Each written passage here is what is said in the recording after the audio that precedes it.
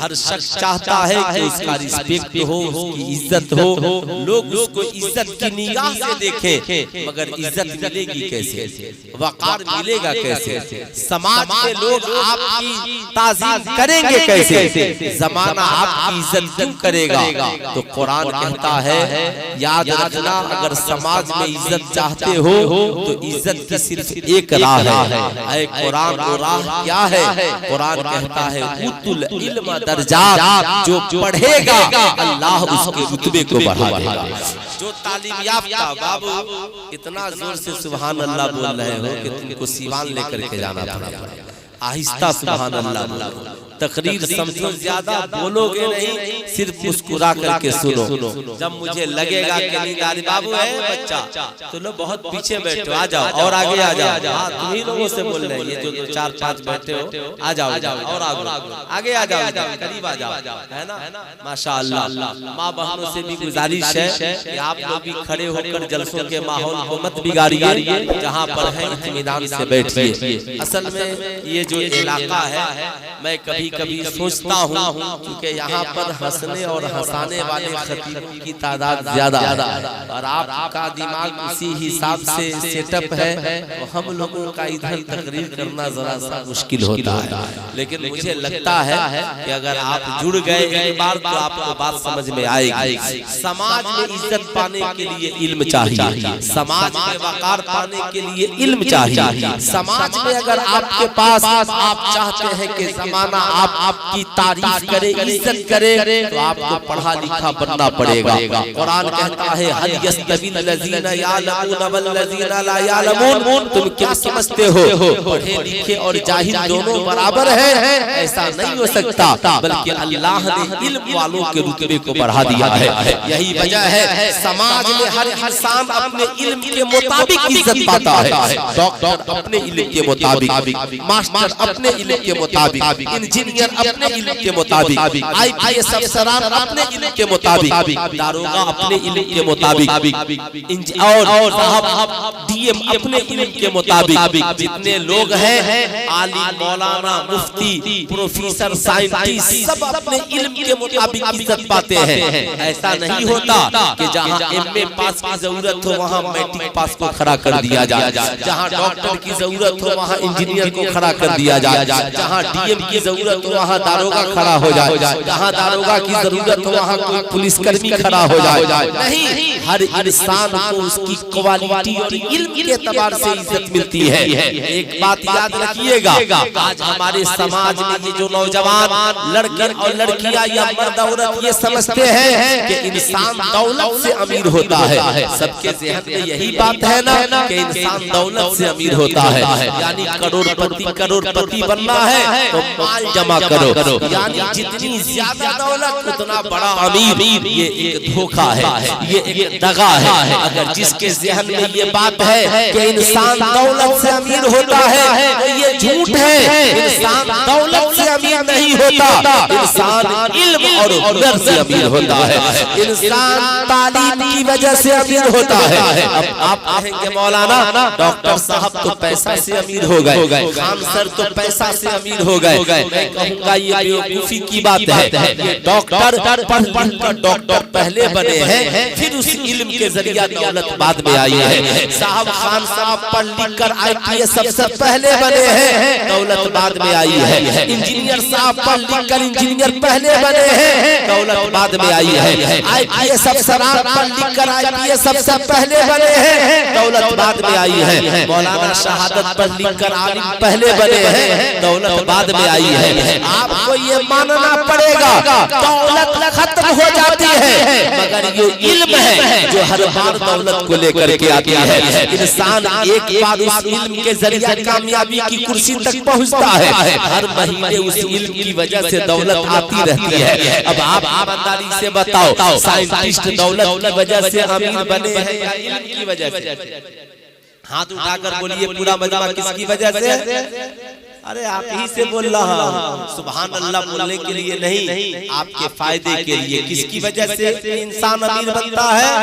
पूरा मजमा हाथ उठा करके बोले इल्म की वजह से। अब साहब इल्म नहीं तो साइंटिस्ट की कोई इज्जत नहीं है, इल्म नहीं है तो आलिम का कोई वकार नहीं है। आज मैं जो यहाँ पर बैठा हूँ, क्या इन दो आंखों की वजह से, क्या अपनी पर्सनालिटी की वजह से, क्या अपने खानदान की वजह से खान साहब की लोग इज्जत करते हैं? साहब किस वजह से? क्या इनकी पर्सनालिटी और खूबसूरती और जिस्म की वजह से डॉक्टर साहब की लोग इज्जत करते हैं? क्या इनकी पर्सनालिटी की वजह से? नहीं, इल्म की वजह से, एजुकेशन की वजह से। आज जो पूरे भारत में साहब, पूरी भारत क्या, आज जो पूरी दुनिया में सूफिया कुरैशी का नाम जिंदाबाद हो गया इल्म और हुनर की वजह से। आपको ये मानना पड़ेगा, भारत के इस सदी के करोड़ों मुसलमान नहीं बल्कि पढ़े लिखे सारे रिसर्चर एक तरफ और तन्हा अबुल फाखिर ज़ैनुल आबिदीन एपीजे अबुल कलाम एक तरफ। आपको मानना पड़ेगा आज आला हजरत के पास जो साहब ये इज्जत और दौलत मिली वो इल्म की वजह से। मेरे कहने का मकसद ये है, आज आपको ये फैसला करके जाना है अपनी छोटी छोटी बच्चियों को, छोटे छोटे बच्चों को, अपनी औलाद को ये बताना है, बेटे इंसान दौलत की वजह से अमीर नहीं होता, इंसान इल्म और हुनर की वजह से अमीर होता है। अगर जो इंसान ये समझता है कि इंसान दौलत की वजह से अमीर होता है, वो जुआ खेलता है, वो लॉटरी लगाता है, वो ताश के अड्डे पर जाता है, वो साहब शराब पे बेचता है, वो गम के कारोबार करता है, वो सूद की कमाई खाता है, यानी साहब वो लॉटरी खेलता है। जो इंसान इसकी ये समझता है सिर्फ पैसा कमा लो अमीर हो जाओगे, गलत कारोबार में डूब जाता है, जबकि वहाँ पे उसके सुकून नहीं है, उसकी आत्मा को शांति नहीं है। दौलत है मगर भागा भागा फिर रहा है, दौलत है मगर हराम की दौलत है, वो दौलत उसे भी बर्बाद कर देती है और आखिरत को भी बर्बाद कर देती है। लेकिन इंसान जब पढ़ लिख कर इल्म हुनर के जरिए अमीर बनता है तो रिज़्क़ हलाल उसकी जिंदगी को बाबरकत बना देती है। फिर वो इंसान समाज में इज्जत भी पाता है और वक्त का राजा महाराजा की तरह अमीरी वाली जिंदगी गुजारता है। हमें अपने बच्चों को ये बताना होगा, जब आपके बच्चों के ज़हन में ये बात बैठ जाएगी कि इंसान इल्म से अमीर होता है तो पैसा नहीं मांगेगा, पढ़ने के लिए कॉपी किताब और कलम मांगेगा, आपसे मोबाइल फोन नहीं मांगेगा, आईफोन नहीं मांगेगा। इंडिया टॉपर स्टूडेंट से मीडिया वालों ने इंटरव्यू लिया और पूछा कि आप भारत के टॉपर स्टूडेंट कैसे बने? उस लड़की ने यही जवाब दिया, मैंने पहले अपने आप को मोबाइल से अलग किया और किताब की दुनिया में अपने आप सल्लल्लाहु अलैहि सलाम अलैहि या हबीबल्लाह दाइमन अबदन अबदा। अब आप साहब यहाँ पे बहुत सारे नौजवान बैठे हैं, हर दौर के अलग अलग चैलेंजेस रहे हैं, इस दौर में भी हमारे लिए बहुत बड़ा चैलेंज है। मैं चाहता हूँ कि दो चार हल मैं आप रात की दहलीज तक पहुँचाने की कोशिश करूँ। अब एक इंसान है तन्हा, उसे करोड़ों से मुकाबला करना है। आप कहेंगे मौलाना ये करोड़ों से मुकाबला कैसे करेगा? उसके लिए एपीजे अबुल कलाम के बनाए हुए मिसाइल की जरूरत पड़ेगी। मैं कहूँगा ये मिसाइल का दौर है नहीं, बम बारूद की जरूरत पड़ेगी। बम बारूद चलाइएगा जेल में डाल दिए जाइएगा, तलवार लेकर लड़ेंगे, तलवार की जरूरत नहीं है। कहा करोड़ों को हराएंगे कैसे? मैंने कहा करोड़ों को मात देना है, करोड़ों के नजरिए गलत है, उस नजरिए को बदल देना है। करोड़ों लोग भ्रष्टाचार में डूबे हैं, हमें उस माहौल को बेहतर बनाना है। करोड़ों के मुकाबले में एक कामयाब जंग हमें जीतनी है, तन्हा जंग जीतनी है। आप कहेंगे मौलाना अकेले करोड़ों का मुकाबला कैसे करेंगे? मैं कहूँगा नहीं, याद रखिए मुफक्किरीन की जमात कहती है करोड़ों के मुकाबले में मुझे तन्हा जंग जीतना है, बगैर तलवार के, बगैर बम बारूद के, बगैर लाहौर लश्कर के, बगैर लश्करे जर्रार के। तो तेरे पास कौन सी पावर और ताकत चाहिए? जिसम की ताकत बढ़ाने की जरूरत नहीं है, तुझे एटमी हथियार की ताकत बढ़ाने की जरूरत नहीं है। अगर तुझे कलम की ताकत नसीब हो जाए तो कलम के नोक की ताकत से एक पढ़ा लिखा इंसान करोड़ों लोगों को तन्हा हराने के लिए काफी हो सकता है, तन्हा मोड़ने के लिए काफी हो सकता है। यानी उसके लिए आपको पावर ऑफ एजुकेशन क्या चाहिए? पावर ऑफ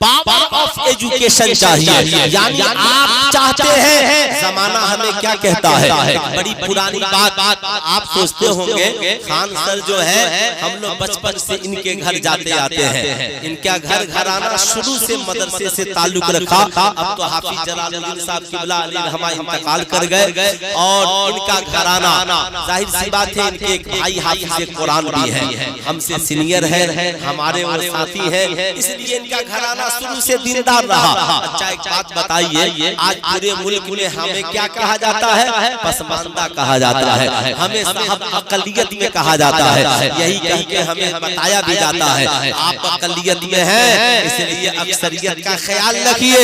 अकलियत में हैं तो जरा कम बोलिए, हिसाब किताब से बोलिए। मैं आपसे पूछना चाहता हूँ, आपने तारीख का सही से मुताला नहीं किया। अकलियत में हम आज नहीं हैं, अकलियत में उस वक्त थे जब अरब की सरजमी से नबी ने इस्लाम की तबलीग शुरू की थी। अकलियत में हम उस वक्त थे जब साहब हज़रत ज़ैद इब्न अरक़म के घर में बैठकर मुस्तफा जाने रहमत इस्लाम की तबलीग कर रहे थे। आपको मैं याद दिलाना चाहूंगा, आप अपनी तारीख उठाकर पढ़िए। जंग बदर में हम अकलियत में थे, जंग खंदक में हम अकलियत में थे, बदर हुनैन में हम अकलियत में थे, मैदान करबला में हम अकलियत में थे। यानी हमारी तादाद हमेशा कम रही है, मगर बदर में कामयाबी हमें नसीब हुई, बदर हुनैन में कामयाबी हमें नसीब हुई। साहब आपको ये मानना पड़ेगा, मैदान करबला में हुसैन 72 थे, 22,000 का लश्कर जर्रार था, मगर ये अकलियत में रहकर भी अक्सरियत पर गालिब आ गए। अब सवाल ये उठता है, अकलियत में रहकर भी अक्सरियत पे गालिब आ जाना। हज़रत उमर इब्न खत्ताब 40वें मुसलमान की शक्ल में इस्लाम कबूल करते हैं, खलीफतुल मुस्लिमीन बनते हैं। दुनिया देखती रही, हम अकलियत में थे और देखते देखते आधी दुनिया से ज्यादा पर उमर इब्न खत्ताब ने इस्लाम का परचम लहरा दिया, बता दिया। अकलियत की वजह से इंसान पीछे नहीं रहता। अगर साहब क्या वजह थी कि उमर इब्न खत्ताब पूरी दुनिया पे हावी हो गए? आपको मानना पड़ेगा, उमर इब्न खत्ताब के पास तीन चीजें थी, तीन दौलतें थी। पहली दौलत ईमान की, दूसरी दौलत पावर ऑफ एजुकेशन यानी इल्म उनके पास था, तीसरी मुस्तफा जाने रहमत का इखलाक उनके पास था। यानी तीन चीजें हर मुसलमान की जिंदगी में जरूरी है। नंबर 1 ईमान, पूरा मजमा हाथ उठाकर बोलिए नंबर 1, जरा और जोर से पूरा मजमा बोलिए नंबर 1 ईमान, नंबर 2 इल्म, नंबर 3 अमल, यानी अमल सालेह हो जाए। कुरान ने क्या कहा? वल अस्र इन्नल इंसाना लफी खुस्र, कसम है जमाने की कि इंसान घाटे में है, इल्लल लज़ीना आमनू व अमिलुस सालिहात, मगर वो लोग जो ईमान लाए और अच्छा अमल किए, कामयाबी उनके लिए है, कामरानी उनके लिए है। अब मैं आपको बताना चाहूंगा, अब आप अकलियत में है, अब आपको अक्सरियत पे भारी आना है, तो आपको तीर का मान तेज करने की जरूरत नहीं है, आपको हथियार खरीदने की जरूरत नहीं है, बल्कि आपको पढ़ने की जरूरत है, अपने बच्चों को पढ़ाने की जरूरत है। इतना पढ़िए, इतना पढ़िए, पढ़ लिख कर जज बन जाइए, पूरी अक्सरियत आपके पीछे हो जाएगी। पढ़ लिख कर DMSP बन जाइए, जमाना आपके पीछे हो जाएगा। पढ़ लिख कर समाज का एक बेहतरीन कामयाब डॉक्टर बन जाइए, लोग आपके पीछे हो जाएंगे। पढ़ लिख कर बेहतरीन आलिम मौलाना मुफ्ती बन जाइए, जमाना आपके पीछे हो जाएगा। और आपको मैं बताना भी चाहूंगा, ये जो मौजूदा दौर है, इस दौर में आपकी हिफाजत के लिए, आप आपके मदारिस की हिफाजत के लिए, आपके मसाजिद की हिफाजत के लिए, आपके औकाफ की प्रॉपर्टी की हिफाजत के लिए, आपके बहू बेटियों की इज्जत और आबरू की हिफाजत के लिए, आपके मकानात की हिफाजत के लिए साहब तलवार की जरूरत नहीं, गांव के पढ़े लिखे नौजवानों की जरूरत है। आपको मैं याद दिलाना चाहूंगा, हम सब सुन्नी हैं, हमारे यहाँ जलसों में एक नारा लगता है, मसलके आला हजरत। नारा सुने हैं आपने मसलके आला हजरत? कितने लोग सुने हैं? जरा हाथ उठा के बताइए।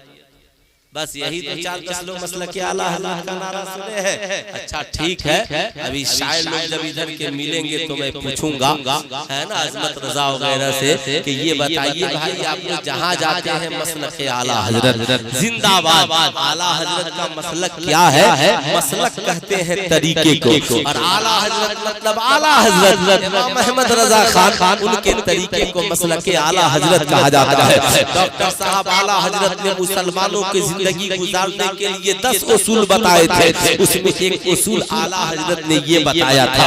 क्या बताया था उसे मैं बताना चाहता हूँ। इजाजत है आप लोगों की? इजाजत है? सुन रहे हैं आप लोग? सारे लोग सुन रहे? बच्चों तुम लोग सुन रहे हो? अच्छा माशाअल्लाह, सुनो, गौर से सुनो, तुम लोगों का सुनना बहुत ज्यादा जरूरी है। जाहिर सी बात है, आला हजरत ने बताया कि आपकी कौम के जो बच्चे तालीम हासिल कर रहे हैं उनकी तालीमी सलाहियतों की जांच कराई। जो बच्चे हमारी कौम के तालीम हासिल कर रहे हैं उनकी तालीमी सलाहियतों की जांच कराई जाए और देखा जाए जो क्या बनने के लायक है, क्या बनने के लायक है। मदारिस में पढ़ रहे हैं उनकी भी जांच कराइए, स्कूल कॉलेज में जो पढ़ रहे हैं उनकी भी जांच कराइए। अब आप कहेंगे जांच कैसे हो? मसाजिद मदारिस में पढ़ रहे हैं तो ये पता लगाया जाए ये जो बच्चे हमारी बस्ती के मदरसे में पढ़ रहे हैं ये आलिम बनने के लायक है, हाफिज बनने के लायक है, मुफ्ती बनने के लायक है, मुहद्दिस बनने के लायक है, मुफस्सिर बनने के लायक है, मुनाजिर बनने के लायक है, मुबल्लिग बनने के लायक है, बनने के लायक है। या जो बच्चे कॉलेज में पढ़ रहे हैं, मैट्रिक का इम्तिहान दे लिया, इंटर का इम्तिहान दे लिया, पता लगाया जाए हमारी बस्ती के बच्चों ने कितना अच्छा प्रदर्शन किया है, रिजल्ट लाया है। अब पता लगाइए, अब उनकी तालीमी सलाहियतों की जांच कराइए। कुरान ने उसका जिक्र यूं किया, फस्अलू अहल ज़िक्र इन कुंतुम ला तालमून, अगर तुम नहीं जानते हो तो जानने वालों से पूछो। अब पता लगाइए ये बच्चे क्या बनने के लायक है, जज बनने के लायक है, वकील बनने के लायक है, डॉक्टर बनने के लायक है, आईपीएस अफसर बनने के लायक है, प्रोफेसर बनने के लायक है, साहब ये सिपाही बनने के लायक है। आला हजरत लिखते हैं हमारी कौम के बच्चे जो बनने के लायक हैं मुनासिब पैसा उनके पीछे खर्च करके उन्हें बना दिया जाए, मुनासिब पैसा खर्च करके उन्हें बना दिया जाए। आप कहेंगे मौलाना आप ये कौन सा फार्मूला लेकर आ गए, दूसरे का बेटा पढ़ा लिखा करके हम क्यों बनाएंगे? मैं कहना चाहूंगा यही तो इस्लाम है, सबका साथ सबका विकास।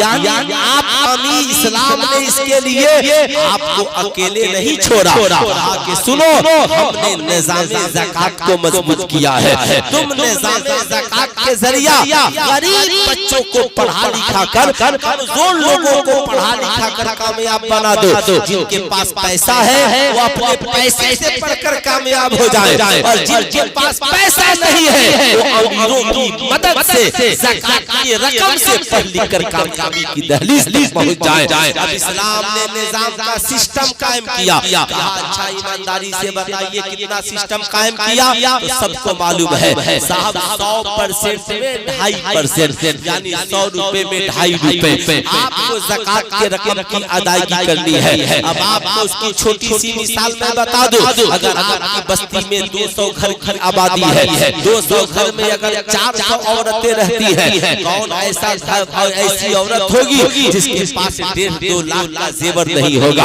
अगर 2 लाख का जेवर भी मौजूद है तो एक औरत पे 5000 रुपए ज़कात बन रहे हैं। अगर आपकी बस्ती में 400 औरतें हैं तो आप 5 चौके 20 कई करोड़ रुपए ज़कात के बनेंगे। आप इसका तहैया कर सकते हैं। मेरा यकीन कहता है अगर ईमानदारी से सिर्फ औरतों के ज़ेवरात के ज़कात मुसलमान निकाल दे तो साहब मदारिस के बच्चे बिल्कुल करीब बच्चे भी पढ़ लिख कर कामयाबी की दहलीज तक पहुंचते हुए नजर।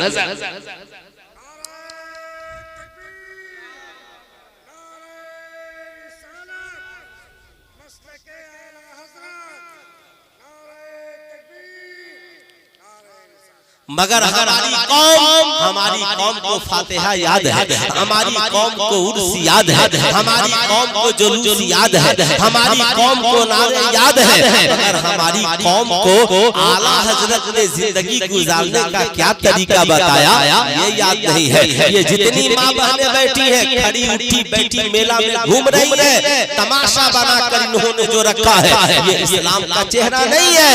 ये साहब आप तरीका सिखलाइए। जितनी आप घर की औरतें जब आपके घरों को जाएं तो उन्हें बताइए कि या तो जलसे में जाया मत करो, और जलसे में जाया करो तो अदब के साथ बैठा।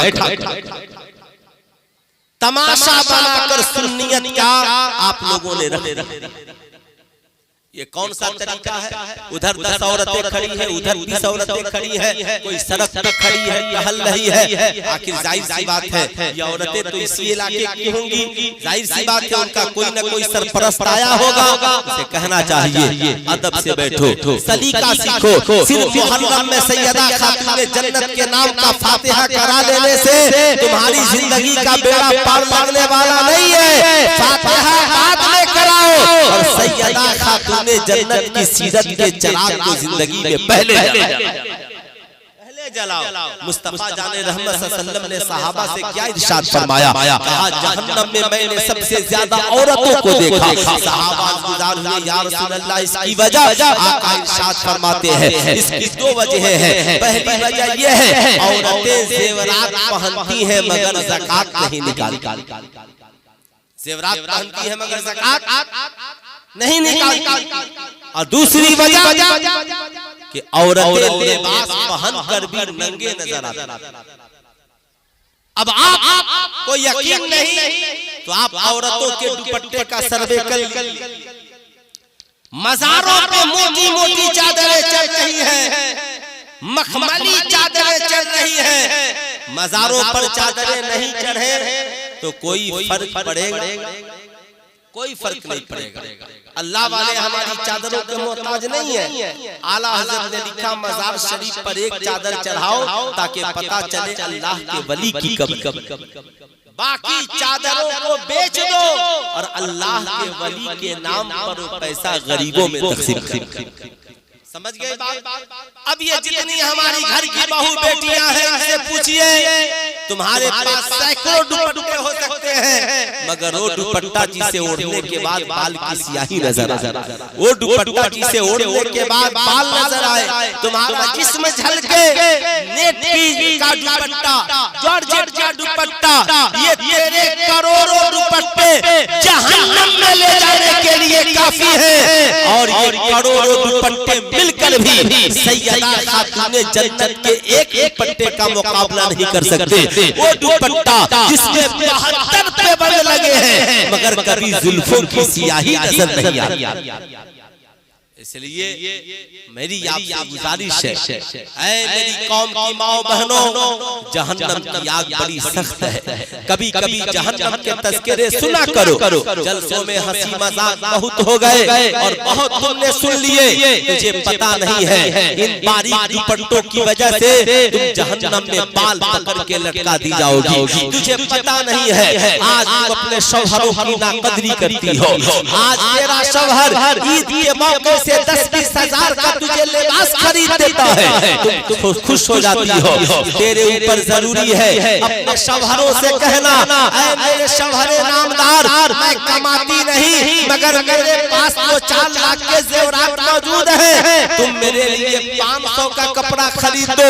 500 के कपड़े में मेरी ईद हो जाएगी मगर असल ईद तो तब होगी जब मैं मरूं तो जन्नतुल फिरदौस में चली जाऊं। ऐ मेरे शौहर, मेरे पास जो जेवरात है इसकी ज़कात निकाल दो हर साल। ये मेरी जिंदगी का मेरे लिए सबसे बड़ा तोहफा, सबसे बड़ा गिफ्ट है, सबसे बड़ा तोहफा और बड़ा गिफ्ट है। इसलिए मेरी गुजारिश है, निज़ाम ज़कात को मजबूत कीजिए।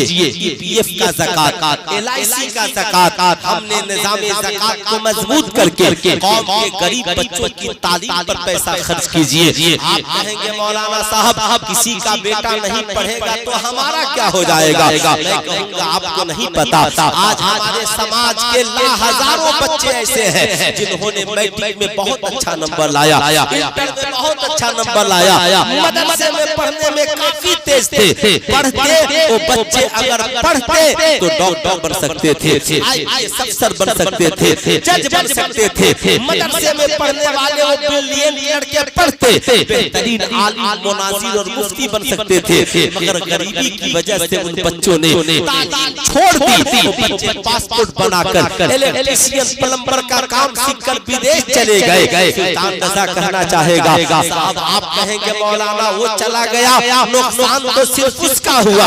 मैं कहूँगा आपको लगता है नुकसान उसका हुआ, वो आईपीएस अफसर नहीं बन सका, वो जज नहीं बन सका, वो बेहतरीन आलिम मौलाना मुफ्ती नहीं बन सका, मुख्तसर पैसे पे जिंदगी गुजार रहा है। लेकिन मैं कहूँगा नुकसान उसका सिर्फ नहीं हुआ, उसका नुकसान तो इतना हुआ कि आईपीएस अफसर बन सकता था, नहीं बन सका। मगर हमारा नुकसान ये हुआ, हमारी पूरी कौम की हिफाजत के लिए एक बेहतरीन आईपीएस अफसर मिल सकता था, नहीं मिल सका, एक बेहतरीन जज मिल सकता था, नहीं मिल सका, हमारी कौम को एक बेहतरीन डॉक्टर मिल सकता था, नहीं मिल सका, हमारी कौम को एक बेहतरीन आलिम मौलाना मुफ्ती मिल सकता था, नहीं मिल सका।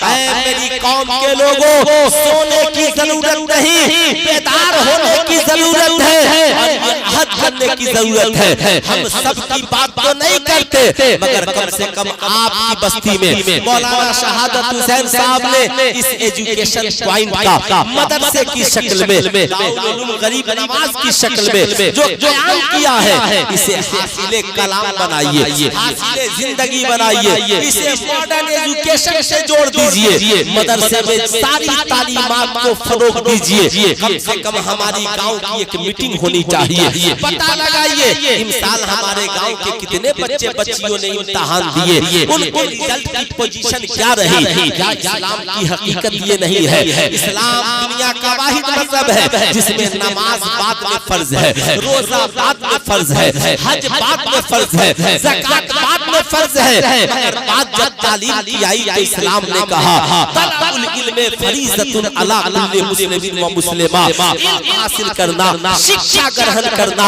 एजुकेटेड बनना हर मुसलमान मर्द पर भी फर्ज है और औरत पर भी फर्ज है। या अल्लाह कब से इल्म हासिल करे? तो अल्लाह के नबी ने कहा उतलबुल इल्म मिनल महद इलल लहद, इल्म हासिल करो माँ की गोद से लेकर कब्र की गोद तक। उतलबुल इल्म लौ काना बिसीर, इल्म हासिल करने के लिए अगर चीन भी जाना पड़े तो जाना, मगर समाज में जाहिल बनकर जिंदगी मत गुजारो। अब साहब एक गांव की हिफाजत के लिए क्या चाहिए? एक गांव की हिफाजत के लिए गांव में एक जज हो जाए, एक बच्चा आईपीएस अफसर हो जाए, कोई बच्चा दारोगा हो जाए, कोई बच्चा डॉक्टर बन जाए, कोई बच्चा एक बच्चा वकील हो, एक बच्चा इंजीनियर हो, कुछ बच्चे मास्टर हो जाए, एक बेहतरीन आलिम हो, एक बेहतरीन हाफिज हो। अगर 8-10 लोग गांव को अच्छे नौजवान मिल गए, अब ये 8-10 अच्छा नौजवान गांव में से आपको चुन लेना, एक नस्ल हमें तैयार करनी है। किसके लिए? गांव की हिफाजत के लिए। वरना मैंने मध्य प्रदेश में बड़ी बड़ी बिल्डिंगों को बुलडोजर से गिरते हुए देखा। आपकी समस्या को कौन आगे बढ़ाएगा? आपकी बातों को कौन लड़ेगा? क्या वहां पे जाकर के नारा लगा? बोलिए क्या कीजिए? जलसा करा दीजिएगा? क्या कीजिएगा? सबको बैठा करके धरना प्रदर्शन कीजिएगा? नहीं, इसका वाहिद हल ये है, हमें फौज तैयार करनी होगी, हमें नस्लें तैयार करनी होगी। अगर आप समाज में पढ़ लिख कर करीम बनना चाहते हैं आपका गांव पसमानदा में गिना जाता है, आपके गांव की कोई इज्जत नहीं है, इलाके के लोग आपके गांव को नीची निगाह से देखते हैं, तो गांव के 10 ब्रिलियंट नौजवानों को चुनिए, कौन पढ़ने के लायक है, लगा दीजिए पैसा उसके पीछे। जज बनने के लायक है, पढ़ो, हम लोग सपोर्ट करेंगे। डॉक्टर बनने के लायक हो, पढ़ो, हम लोग सपोर्ट करेंगे। साहब हम सब मिलकर 10 को बनाएंगे, और ये 10 इसके बाद बनाते चले जाए, ये 10 इसके बाद बनाते। बोलिए इंशाअल्लाह हम लोग का अमल होगा कि नहीं होगा? कितने लोग इस पे अमल करेंगे? जरा सा हाथ उठाएं, सिर्फ पहले बड़े बड़े लोग हाथ उठाएं। इंशाअल्लाह हमारा अमल होगा, माई का सेट हो ही जाएगा।